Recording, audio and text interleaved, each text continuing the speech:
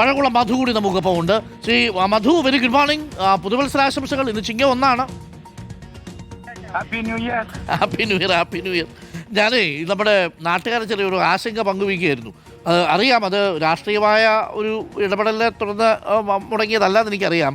ഉദ്യോഗസ്ഥരുടെ ഭാഗത്തുനിന്ന് അല്പം വേഗത കുറയുന്നുണ്ടോ എന്നൊരു സംശയം. കാര്യം ഈ അടിയന്തര ധനസഹായം 10,000 രൂപ അവർ പ്രതീക്ഷിച്ചിരിക്കുക, ഇതുവരെ കിട്ടിയില്ല എന്നാണ് അവർ പറയുന്നത്. പ്രളയത്തില് 10 മാസം കഴിഞ്ഞാണ് പലർക്കും കിട്ടിയത്.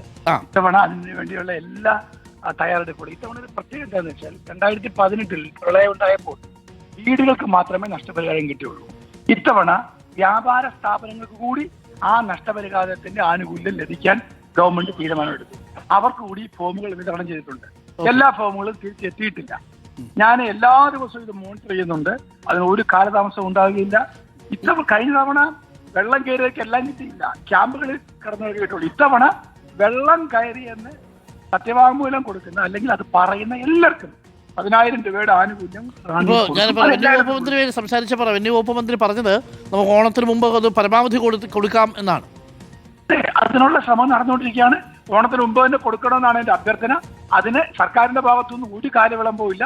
പക്ഷെ ഇതൊക്കെ താങ്കൾക്ക് അറിയാമല്ലോ, എല്ലാ വാർഡുകളിൽ നിന്നും എല്ലാ സ്ഥലങ്ങളിൽ നിന്നും ഇത് ശേഖരിക്കുക, വില്ലേജ് ഓഫീസർമാരെല്ലായിടത്തും പോയി അത് പരിശോധിക്കുക, ഇത് സത്യമാണോ എന്ന് മനസ്സിലാക്കുക. കാരണം പല സന്ദർഭങ്ങളിലും ഇതിന് അർഹതയില്ലാത്തവരും ഒരു അപേക്ഷ അയച്ചേക്കാം. അപ്പൊ അതൊക്കെ ഒന്ന് കണ്ടെത്തുക, അതൊക്കെ പരിശോധിക്കുക. അതിനൊക്കെയുള്ള കാലതാമസം മാത്രമേ ഉള്ളൂ. ഒരു കാലതാമസം ഇക്കാര്യം ഉണ്ടാവുകയില്ല. വളരെ കൃത്യമായി ഈ പണം കൊടുക്കണം. അത് കൊടുത്തിരിക്കും, ഒരു സംശയം. Thank you. Shri Pazhakulam Madhu MLA ആണ് നമുക്കൊപ്പം ചേർന്നത് തത്സമയം. അപ്പോൾ പ്രവീൺ റിപ്പോർട്ട് ചെയ്തതുപോലെ ആശങ്ക വേണ്ടതില്ല. ഓണത്തിന് മുമ്പ് തന്നെ പൈസ കിട്ടാനുള്ള സാഹചര്യം ഒരുങ്ങും എന്നുള്ളതാണ് നമ്മൾ മനസ്സിലാക്കുന്നത്.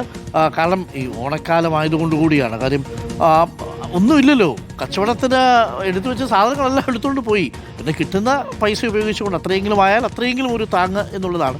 അപ്പോൾ എന്തായാലും ഉദ്യോഗസ്ഥരുടെ കാര്യത്തിലാണ് എനിക്ക് രാഷ്ട്രീയ നേതൃത്വത്തോട് ഇതിന് അഭിപ്രായമില്ല. കാര്യം റവന്യൂ വകുപ്പ് മന്ത്രിയാണെങ്കിലും പഴകുളം മധുവിനെ പോലെയുള്ള MLA മാരാണെങ്കിലും ഒക്കെ കൃത്യമായിട്ട് അതിൽ ഇടപെടുന്നുണ്ട്. പക്ഷേ ഉദ്യോഗസ്ഥന്മാർ അവർക്ക് ശമ്പളം കിട്ടുമല്ലോ, അവർക്ക് ഈ വെള്ളപ്പൊക്കത്തിലൊന്നും നഷ്ടപ്പെട്ടിട്ടില്ലല്ലോ. അപ്പോൾ അത് അവരുടെ കൂടി ഒരു വിഷയമായിട്ട് എടുത്തുകൊണ്ട് എത്രയും പെട്ടെന്ന് ആ പൈസ അവർക്ക് കൊടുക്കുക എന്നുള്ളതാണ്. അതൊരു ടാർജറ്റ് വയ്ക്കുക, അടുത്ത വെള്ളിയാഴ്ചയ്ക്ക് മുമ്പ് പൈസ കൊടുക്കും എന്നുള്ള തീരുമാനം എടുക്കുക. അവർക്കത് കിട്ടിയിട്ട് കാര്യമുണ്ട്, അതുകൊണ്ടാണ്.